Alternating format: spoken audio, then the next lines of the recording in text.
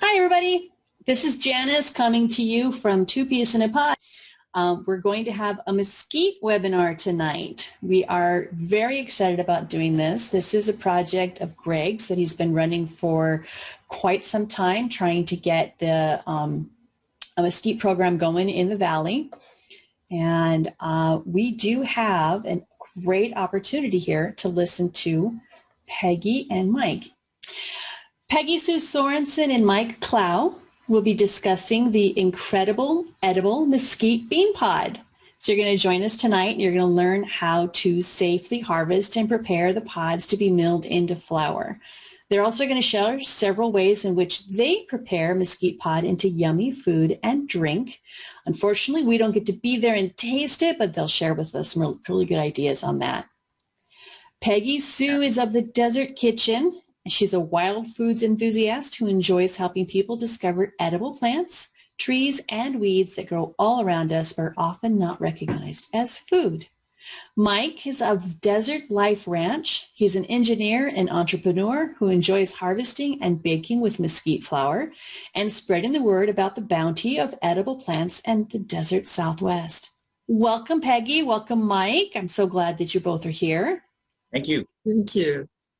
So, Peggy, we've known each other here. You and I have known each other for what, about 3 years now? About that Right. long, maybe a little bit longer.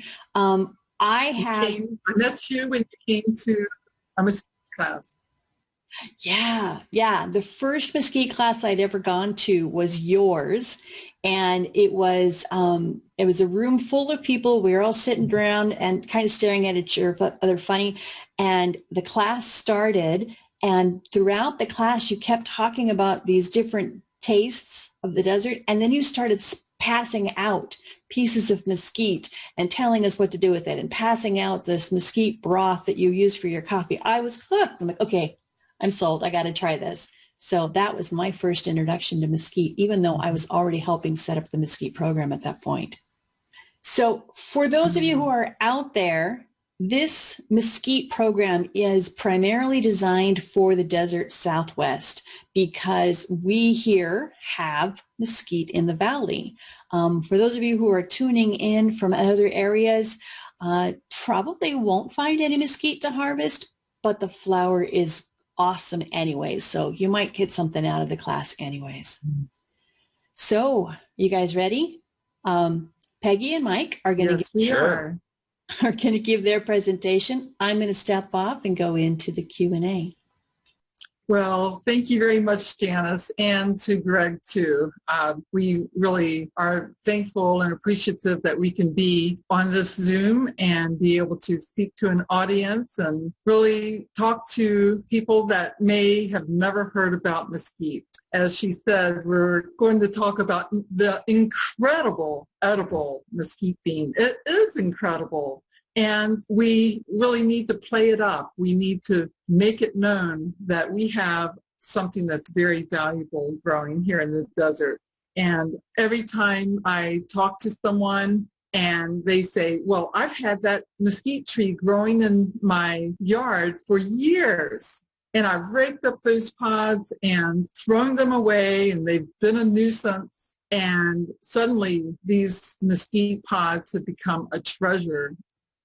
Tonight, we're going to talk about how to properly harvest and prepare the pods for milling and how to get them milled and also how to eat with them. We'll give you some tips on how to easily incorporate them into your everyday cooking. So now I'd like for Mike to tell us how he got interested in mesquite. Well, I was raised out on the desert from a young age, and I've always enjoyed the desert, the life, the plants, the animals. But it was only a few years ago that I tried a bean off a tree and found out that it was delicious. And I've been hooked ever since. I've been learning how to cook with the mesquite flour, and at the same time, I've been learning some of the other desert trees and plants and animals. I was fortunate to find Peggy and learn a lot more. And I've just become someone who is really interested in self-sustenance, self-reliability by enjoying the foods that are all around us growing wild. So It's just something that I really enjoy. We have 10 acres in Pinal County that we call Desert Life Ranch. We are developing it into a foraging and organic growing center and teaching and learning and experiential center. So it's become, it's taken over our lives, you might say, to enjoy the bounty of the desert. I grew up in Virginia. I didn't come to Arizona until the mid-'80s. And, you know, I saw commercials like Yule Gibbons saying that you could eat a pine tree or you could eat cattails.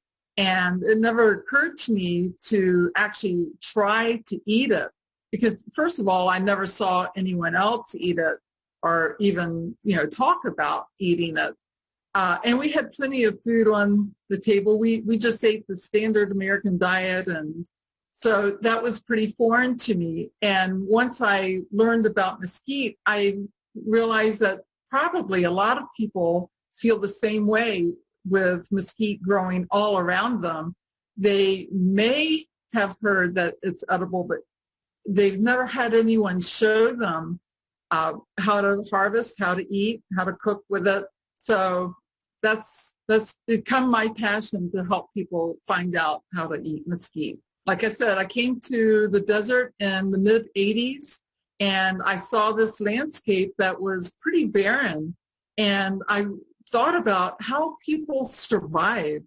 You know, what did they eat? And I had this real desire to learn. So about a few years later, I was invited to a wild foods brunch given by Linda Runyon. And that's when my world of wild foods was brought to me. Linda learned many of the wild foods right here in the desert Southwest, and she cooked up a brunch, whole buffet of wild foods that were surprisingly delicious. And she talked about many of the plants, and I could hardly take it all in. There was so much to hear. But I came out of there wanting to learn these plants, and I did start learning about the weeds in my own yard because I wanted to make sure I wasn't walking on my food. So that was the beginning of my wild foods. And then in 2008, I took a class through the organization that Greg Peterson was running back then. And we learned how to identify and harvest and prepare the pods for milling. And then he brought a hammermill up to Phoenix, and we had a milling, and then we had pancake breakfast with mesquite pancakes and prickly pear syrup, and it was quite the experience, and I was really hooked on mesquite. So why all the fuss? I mean, why would you want to eat mesquite? And first of all, I think of it free food. It's growing right here. All you have to do is harvest it. So it's pretty simple. You know, just with the little knowledge, you can harvest it properly. Many people also give it to their pets, their dogs, their pet turtle, and even chickens. But what is the most surprising part of mesquite is that it really tastes good. And it has this natural sweetness. People are really surprised that, wow, this is sweet. This tastes good. So this is a local food. You can't get any fresher than local. And when it's growing in your yard, in your neighborhood, in parks close by, in a riverbed, or parking lots, or right in the desert, that makes it very convenient. But harvesting the pods also eliminates the waste when, you know, the fallen pods that have to be raked up. And believe it or not, I mean, this has been considered a very valuable survival food throughout history. And indigenous people have eaten it once to twice a day in some form, whether it's like a porridge or in mesquite cakes. So it's well worth learning about this food. Well, the mesquite is a very nutritious food. That's another big part of all of this. Basically, what you're looking at is a lot of protein. The seeds themselves have more protein than any other legume. We actually use the when we grind up the flour, we get the pulp of the pod along with the seeds. So in the end, we wind up with between 15 and 20% protein in the flour, which is great. There is sugar, sucrose, in the pulp, which gives it an amazing flavor, of course. And as you might guess, there's quite a bit of soluble fiber. There's a nice group of minerals and other useful nutrients that come with it. And the glycemic index is 25. So for people who are concerned about carbs and things of that nature, this is a great food. So when we want to identify a mesquite, when you're looking at trees in the desert or at native trees in a landscaping situation, the darker green is the mesquite. The lighter green would be the palo verde, green stick. And then there's ironwood trees that have a more gray color to them. So you're looking for the darker trunks, the darker green leaves from a distance. Now, this tree in the desert, you're going to find it in watered areas. That is to say, areas that are washes, areas near tanks, or areas with the water table closer to the surface. This tree can go 200 feet down for water. It's amazing. This is the deepest roots of pretty much any tree in the world. The roots of this thing are notorious for being very determined to get water. This is how these trees survive. So you'll find them in washes. At higher elevations, they're more spread out because you get more rainfall at the higher elevations. And so when you look at the beans of the trees, these are native trees or legumes, they're bean trees. But when you look at the beans, the palo verde and the ironwood, they look more like normal beans. There's a pod and there's a bean inside the pod. You open up the pod and you eat the bean. They're delicious. But with mesquite, you don't open that pod. That pod does not open. It's called inhescent, and basically the seed and the pod are inseparable. The whole thing goes into the grinding mill and grinds up into flour, and you get the whole thing. The sugar is largely in the pulp, in the pod, and that a lot of the flavor therefore. When we look up close, we see that you have a bipinnately compound leaf with a pair of thorns forming a V shape. And we're going to talk more about the thorns. When it comes to identifying the tree, the thorns help us to identify thorns, size, or lack thereof, can help us identify which species we're talking about. The pods on the tree are green when they're fresh. They turn brown and dry when they get closer to being ready to harvest. And they have a red stripes on them, as you can see. The flowers, they call it catkin-like, long yellow flower. There's actually hundreds of flowers on each individual catkin because of all these little individual flowerets. Now we've got 3 varieties of native mesquites: honey, velvet, and screwbean. We're going to talk about them individually. And there's also South American mesquites in people's landscaping. Chilean is very popular because it doesn't have thorns. Grows very fast. People appreciate the shade. The Argentinian sometimes has thorns. But the fact is, these beans out of those trees many times don't taste as good. The local trees have better flavor and more likely to survive due to the strong taproot. You'll also see hybrids of all sorts. In any given neighborhood, any given tree is very possibly, if it's sprouted from your neighborhood, could be a mix of any or all of these. They cross-pollinate readily. So the velvet mesquite.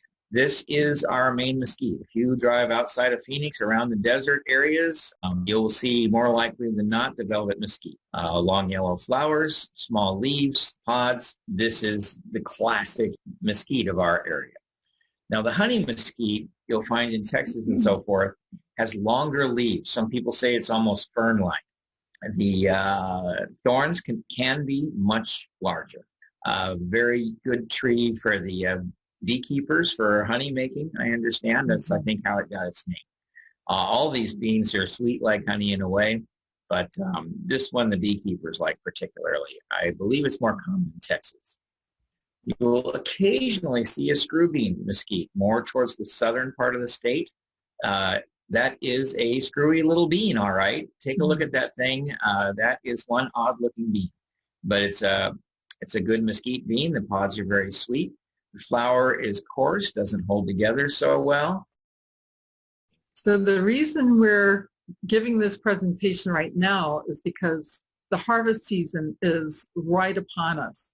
The main season is in June in the low desert. And I'm speaking mainly to the low desert right now because it varies as you increase in elevation. But right here in the desert, we want to harvest the pods as soon as they start to ripen, and that can be as early as the 1st of June. And there is a short window because we need to harvest before the monsoon rains, and not just harvest once, but harvest as often as you can because the pods don't ripen all at once. They ripen throughout June, so you can get some off of the tree maybe every 2, 3, 4 days. So keep an eye on that. Right now is a great time to go out and find the trees, identify the trees, and start looking. You'll see some flowers and you'll see some green beans. And if you look closely, you may see some ripe pods. So we also have a secondary harvest, typically in October because it's drier. If there's been rains during the monsoon season, then we usually have a second flush of beans, but it's never as plentiful as it is in June. We will be talking about a mold that does develop in high heat and high humidity, which is the reason we are harvesting just in June and October to avoid, in the low desert, to avoid this mold byproduct. And that is aflatoxin. Now, aflatoxin is a byproduct of the Aspergillus flavulus mold. It is damaging to the liver. It can cause cancer. It's not something that kills you the first time you have it for the most part. It's just a cumulative damage, and it is a problem with not just mesquite by any means. This is a real serious problem for growers of many, many nuts and grains. Peanuts are particularly known to be afflicted by this mold. When commercial farmers farm the peanuts, and when the peanuts are transported, and when they're stored, and when they're processed, all along the way they're being tested by various testing agencies and the government. And if they find the aflatoxin, they have to discard, significant amounts of them. So it's something that's a real issue in our food sources, and it's generally dealt with fairly well in the industrial world of farming. But the fact is now that when you're foraging and harvesting your own food, then you need to be aware of things like this so that you can avoid it yourself, because there's not somebody else helping you to look out for it. So what you want to be aware of is that when the pods get wet, after they're wet is when the problems come. That's why we simply harvest off the tree before the rains come. You don't want to harvest off the ground. You don't want to harvest after a rain. You want to make sure you're getting dry pods that have not been wet. You don't want to wash your pods because you don't want them getting wet. If you do have kidney or liver disease, if you are a pregnant woman, you may want to consider whether or not there's a risk there for you. You can get these things tested. I myself have at one point purchased a very sophisticated aflatoxin test. We tested all of our beans. We found 0 aflatoxin. So it's not something that happens very often. It's just something to be aware of. With everything, there's things to be aware of. And stay away from the wet beans or the moldy beans, and you should do just fine. Some people say you can eliminate aflatoxin by boiling or baking. That's basically not entirely true. You don't fully reduce it to nothing unless you hit 500 degrees centigrade, at which point, of course, your beans are charcoal. You can reduce the aflatoxin that way. And apparently, at least one group decided that chlorophyll can limit the absorption of aflatoxin, which is interesting.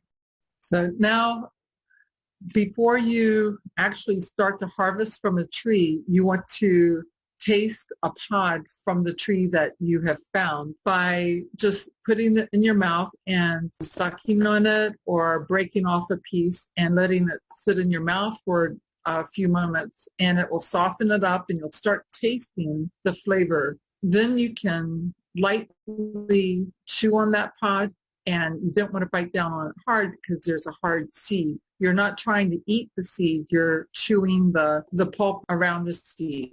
And once you chew the flavor out of it, then you remove that from your mouth. Now, if that pod tastes good, if it's sweet and there's no bad aftertaste, then that's a good pod. But if it has kind of a chalkiness to it, if there's any kind of burning or doesn't taste good, then don't harvest from that tree. Often, those pods come from the South American trees, but it could be a native tree that has cross-pollinated with a non-native tree.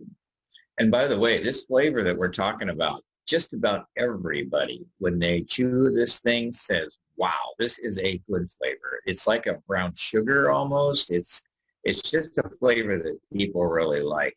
And one thing to know, too, is the indigenous native folks who were living here, when they would go on a walkabout or go on a trade mission down to the Gulf of California or whatever, they just break off a pod as they're walking, chew on it, get the sugar, get the carbs, get the energy, and keep on going. This is a great thing to enjoy when you're on a hike. Yeah, so it's a great flavor, and it's readily available, and people have been using it for years. So be sure if the first tree you try does not taste good, just try another tree. And when you harvest, first of all, you want to lay a tarp or several tarps on the ground, anchor them down with some heavy rocks, because if the wind comes up, you certainly don't want them to get knocked over onto the ground. So you're protecting the beans from the ground. You want to harvest them straight from the tree, either by picking them by hand or by knocking them down with a stick. This picture shows somebody, a bare-handed individual. I would certainly recommend leather gloves. These do have little thorns on the trees. This is not like thorns that are going to attack you and stay in your skin or anything like that, but they're still, prickly, and the smart move is to have a nice leather glove. Just pull the beans off the tree in sweeping motions, and you'll get a lot of beans at once. It works real well. The thorns are, to me, they're not that bad. They're really not. They're nothing like cat claw acacia. And we should mention are dangerous. That the cat claw acacia looks like a mesquite from a distance, and when you get up close, you see that the thorns are curved like a little cat's claw. Mesquite thorns are straight, and that's how you know that the beans on the cat claw acacia, it has beans too, but they're not considered nearly as desirable as the mesquite beans, not even close. So when you see those curved cat claw thorns, that's a cat claw acacia. It looks like a small mesquite, just so you know. Leave the pods on the ground for the little critters. One thing to be aware of is these beans are very abundant, and they feed large numbers of critters, insects, mammals, birds. I don't actually often harvest from the bottom 1 foot. Some of these branches hang down right near the ground. I don't even harvest about 1 foot from the ground, because many times you'll see the bunnies reaching up there and plucking the beans off from their ability to reach. So I leave the bottom foot kind of for the critters, plus it's easier for it to get moldy down there. And then, of course, we don't harvest off the top of the tree. We can't reach it. So the birds get plenty of those. We could harvest all we wanted from the middle, and there would still be a gigantic abundance to procreate the species and feed every critter out there. So this is a very abundant resource, and just leave the ones on the ground for the little guys. So you will want to take them home and start processing them. Remove the green pods, the ones that are not ripe. Remove the leaves and the stems, and then check your pods for dryness. They'll be at different levels of dryness. Some of them will shake. You'll hear the seed rattle in the pod, and that will indicate that it's pretty dry. You can snap it and test it as well to see how dry it is. And set those in one pile. And then if you come across a pod that looks ripe, but it's bendy, put that in another pile. Keep that separate. You can dry those more later, or you could just try them, eat them right there. I like finding the pods that are ripe, but they're not dry yet, and they're kind of chewy, like a candy bar. So they really are a treat. And you want to throw out the pods that have any bird droppings. You never want to wash them because of the risk of increasing the aflatoxin. So I have a picture here on the bottom of several pods with various colors. They're striations, they're red, burgundy, a variety of colors, as you can see, and they all came from the same tree. Now, not all trees have that red striation, but I just wanted you to know that they're perfectly fine. A lot of people, when they see the holes, they'll throw them away. In fact, they said, oh, I threw away all of my pods because bugs got it in them. And I said, well, actually, the bugs called Bruchid beetles have emerged from the pod. So we'll find out more about what a Bruchid beetle is. So the Bruchid beetles are tiny little beetles. They actually lay their eggs on the flower. The pod forms and ripens around the egg, and the little beetle emerges from the pod. So when you see the holes, that means they're gone. And this is not a problem. They don't cause any problem as far as the taste or anything else. When the hole is there, it means great, they've left, hooray. Now, there's a lot of ways to mitigate the issue here, and I'm going to talk about that next. But just be aware of the fact that these are tiny little things. They don't bite. They don't have any kind of toxic anything, and they're not in your bean. The reason there's holes in them is they've left your bean. So they've done their thing. Now it's our turn to eat the bean after the holes are there. I personally solved this problem very simply by freezing the whole thing. As soon as I harvest the beans, I put them in a freezer, and that solves the problem more or less. Some people say that it works also to take them out of the freezer, let it sit for a few days, and then put them back in the freezer. That's probably good too. I haven't had to do that, but some people do.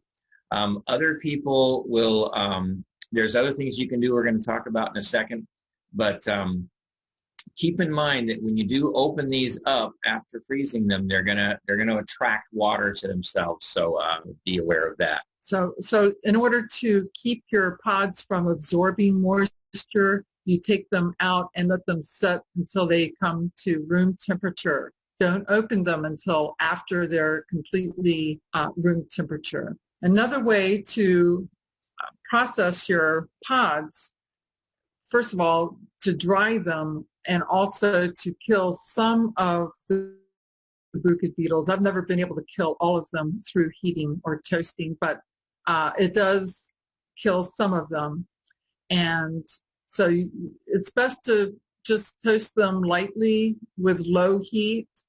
If you do want to use a higher heat, then check it often and stir them often. Here's a really cool way that some of the Seri people toasted their beans. John Slattery did this video on YouTube.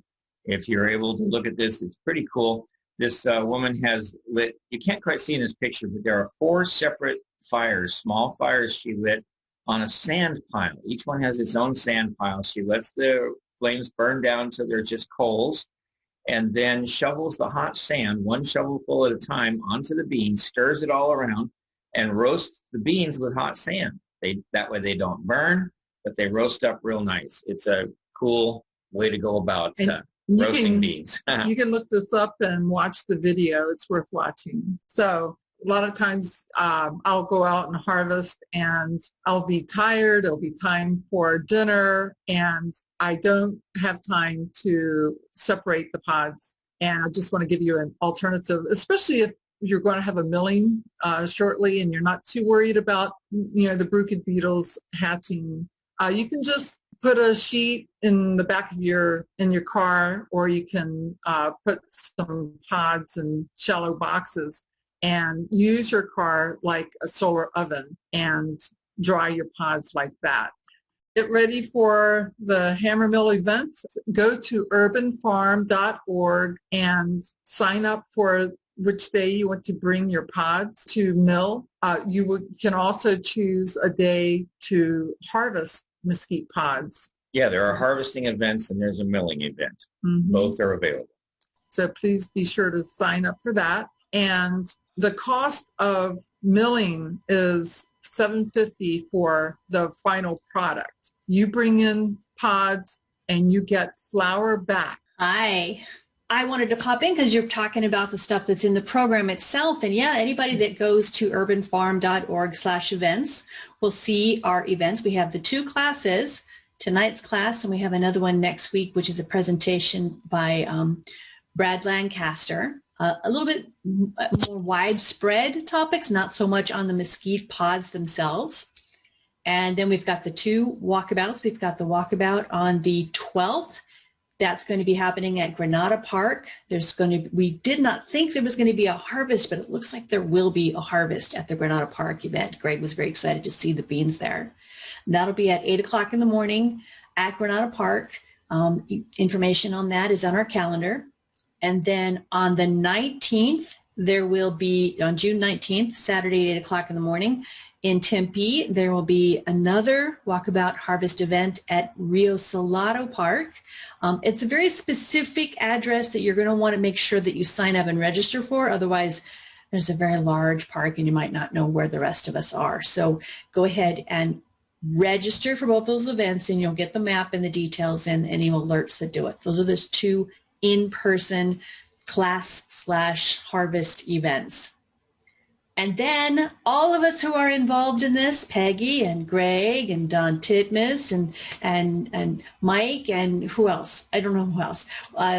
There's a whole bunch of people that put together to do our milling event. We're all getting together on June 25th and June 26th. Now, June 25th is for us to get us a chance to get a head start on the large orders. So if you happen to be somebody who has your own baking business or you have mesquite flour for any reason that you're going to do a bulk order, like 4 buckets or more, come on down on the 25th while we're getting everything going. You can drop them off and come back later to pick them up.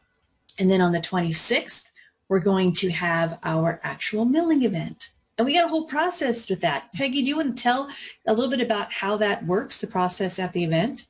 Sure. You bring your clean pods, not washed, but your sorted pods in paper bags or however you want to bring them.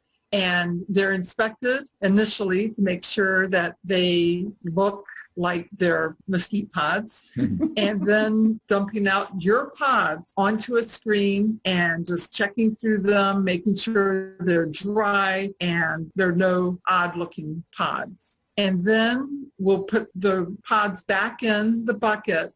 Your name is on it. So you bring your beans in, we take a look at them, make sure that they're dry and ready to be milled and there's no big issues with them.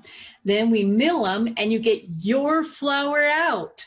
So that's one really nice thing is that after you've taken the time to do the harvesting and tasting and you know that you found beans that are the ones that you like, you're going to get the flour that you like, right? That's right. Yeah. We can see this amazing machine that you guys acquired. It's wonderful. It mills the pods really quickly and effectively. I hope that people appreciate just what we have here in the Valley. Yeah. You know, it's cool. The way this picture shows, I don't think you can see my mouse on the screen, but the pods go into that red section there and they get hammered, literally hammered, pounded with this rotating piston type thing that just keeps going round and round and round and knocks that pod into a million little pieces, and then it gets shoved up to the top. And what you end up getting is the flour comes out there. Up in the top, we get a really fine floured leftover air dust that just kind of gets out there. But you can actually get 2 parts to your order. You can get the flour that you want that you're going to use to bake, but then the chaff, we can also give you that too if you want to put it somewhere else. There's a lot of purposes. Peggy, we'll talk about some uses for the chaff as well in a moment. Right. So if you want to test your pods out beforehand, just a small batch, you can just break up a few pods and put them in a coffee grinder. Just don't over grind them because the high sugar content will make them very sticky and it will clump together.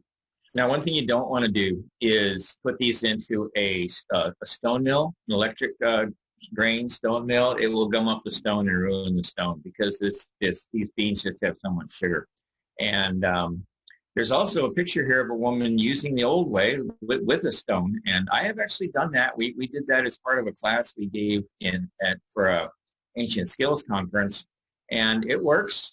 Very labor intensive, but you can actually grind these things up with stones and blocks of wood, and it's very labor intensive, and it really gives you an appreciation for how hard people work to get these things. People really, really found these beans to be important to them. They would spend a big part of the day grinding them up. One thing to know about is you do want to use a sieve. You want to get a sieve with a 30 or 40 or finer mesh.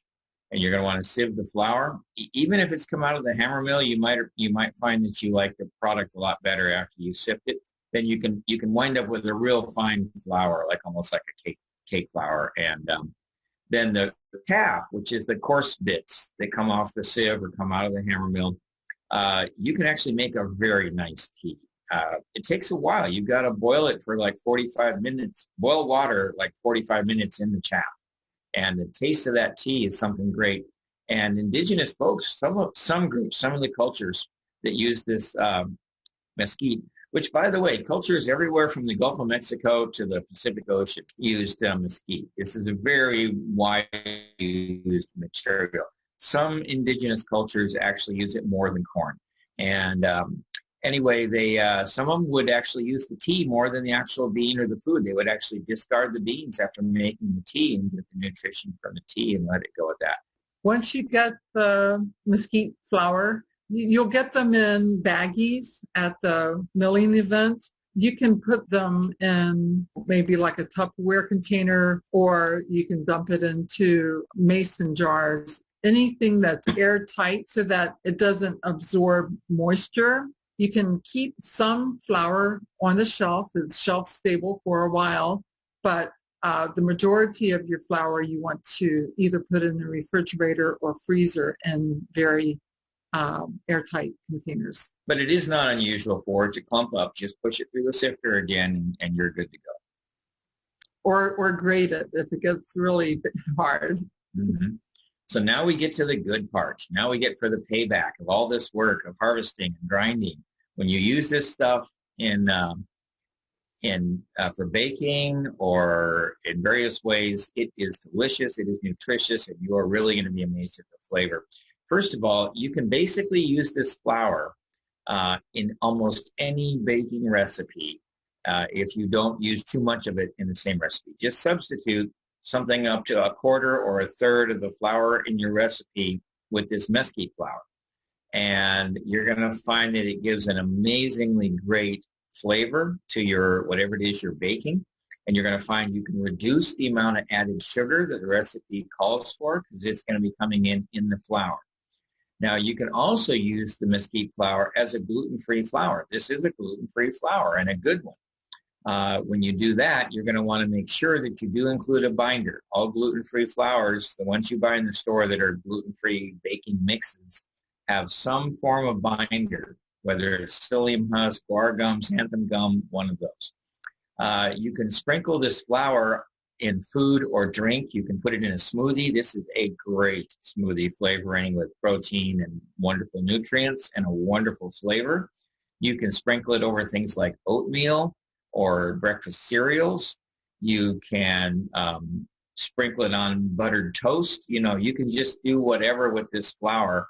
It's just got such a great flavor. One of the all-time favorites that you hear about over and over again is mesquite pancakes. Mesquite pancake breakfasts are something that various organizations give, and everybody coming away says, man, I want more of those pancakes. This is a great flavored pancake. And I want you to take note of this cookbook. Yeah, this is the one. Eat Mesquite and More. If you want a copy, I'm not sure if we're providing any, but you can get them from Desert Harvesters. They have not only mesquite recipes, but many desert wild food recipes. So the only weakness of this cookbook is that they don't cook with 100% mesquite flour ever. I'm going to talk more about that in a moment. They use all of their recipes. They include with other like wheat flour and so forth. This is my favorite way of making a treat, is because it's so easy. It's very simple, and you can adjust it any way you want. But I just have a basic recipe of 1 cup of flour, 1 cup of nut butter, and add anything that you like, nuts, seeds, herbs. Then you roll the balls in some kind of powder, or you can put it in your nut butter jar and use it as a spread. So here is a crowd pleaser. Full disclosure, the photograph is not a photograph of my chocolate chip cookies. I didn't happen to have one. That's a generic photograph. But seriously, this stuff makes great chocolate chip cookies. This is a recipe that I've been working with to try to use 100% mesquite flour. It's a work in progress. I'm not a professional baker, and I've just been manipulating these ingredients to come up with the right result. Feel free to toy with it as you wish. You'll notice, first of all, it's got only mesquite flour, so it's a gluten-free product. You'll notice that the baking soda is more than most. We're working hard to get this thing to rise. We are going to need a binder with this. That's why we've got the eggs and the applesauce. And I like using chia seeds as a binder. It gives a really nice crunch, really nice added nutrition. And that's, of course, a binder. You mix the chia seeds with some water, and you are making a vegan egg, so to speak. And you'll also notice in this recipe, no added sugar. And by the way, the recipe didn't happen to mention that there is chocolate chips in the chocolate chip cookies. But yes, do put the chocolate chips in if you so desire. Now, when you go to bake with 100% mesquite, it has a hard time cooking through. You're going to have to keep everything skinny. You're going to have to bake it low and slow. I find that I go 300 or even lower. It's a good possible application of a solar oven. Low temperatures, long periods of time, and you can get it to bake through with the applesauce and everything, or whatever it is you're using. I also, last night, in fact, did this with bananas. Used the banana bread, made banana bread with a very similar recipe without the chocolate chips. And it's very moist. It winds up being very moist and very good. But in any case, feel free to experiment with mesquite flour as a gluten-free flour, and the flavor is magnificent. The Mesquite Nectar is something that I love to make for my classes. I pass it around, and I don't add anything besides the mesquite pod. And I have people saying, oh, you must have added, like cinnamon, nutmeg.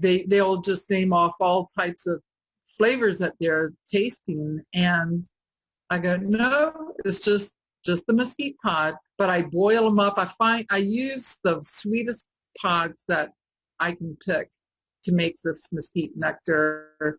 And this is my process. I boil them, and then I let them cool off. I blend them up in a blender, and then I repeat the process just to get more of the goodness out. If you only want to do it one time, then that's perfectly fine. So that makes a nice drink. If you want to make more of a syrup, you can boil it down and reduce the liquid.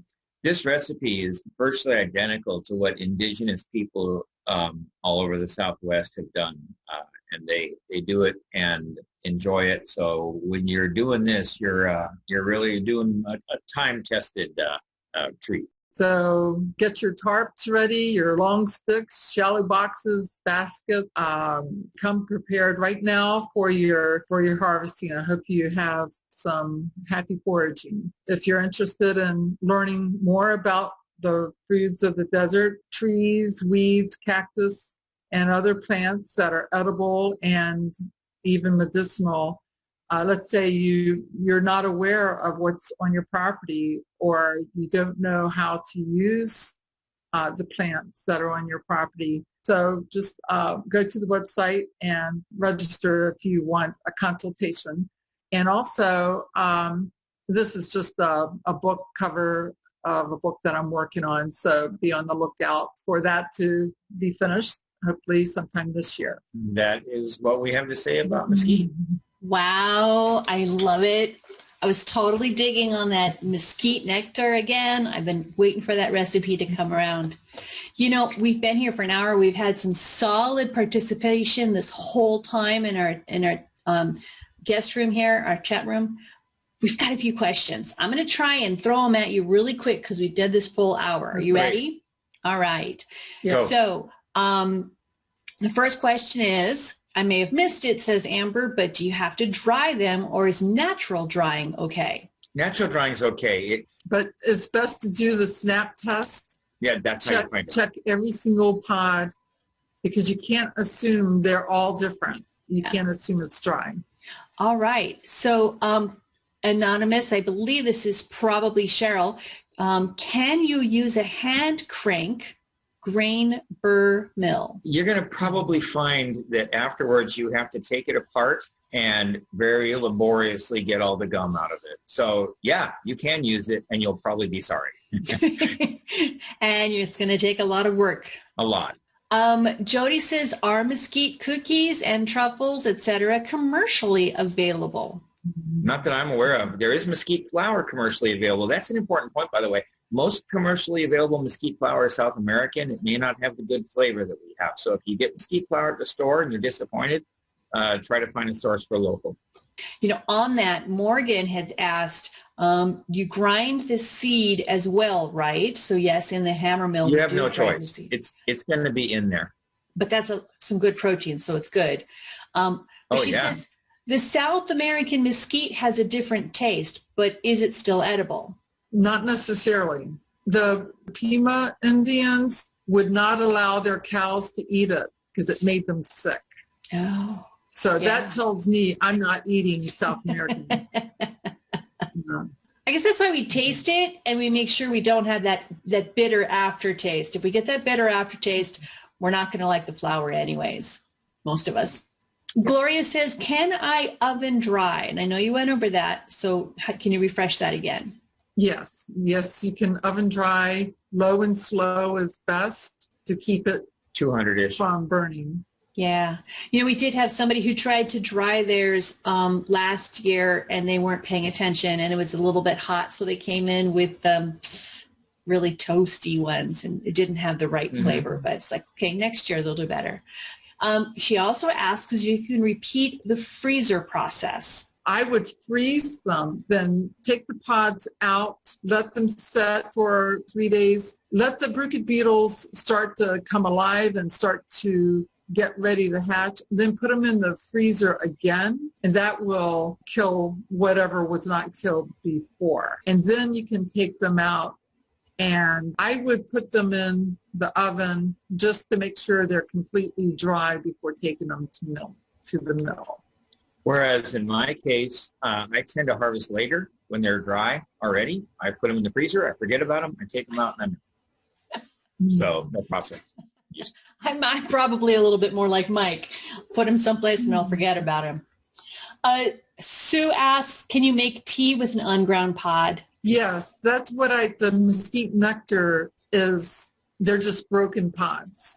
Yeah, if you boil the chaff for 45 minutes, there's your tea. Or the broken pods, either way. I am putting a little comment in the room. If you would like to support our webinars, we're bringing as many as we can. There's no requirement, but we would appreciate it. There's a link in the chat room for a webinar donation, and that will help us. We do have another comment. Jody says solar oven, what a good idea, but she wants you to start bringing the cookies and hand them through the screen.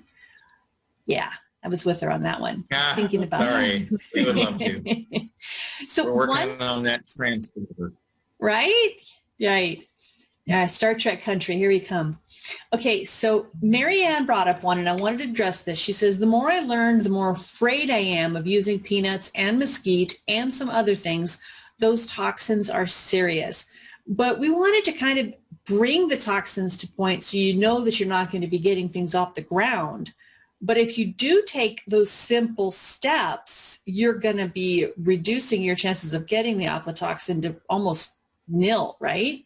Well, speaking as somebody who eats a lot of mesquite, you know, these kinds of things, I really don't recommend that they generate a feeling of fear. I recommend that they generate a feeling of watchfulness. I mean, it's really no different than anything you might say. I got a very expensive aflatoxin test because I wanted to be sure, and I did not find one single trace on any bean. And I actually tested some black moldy beans, but the test actually has its own calibrator. That is, it has little samples so you can actually see it, you know, show positive tests on actual aflatoxin.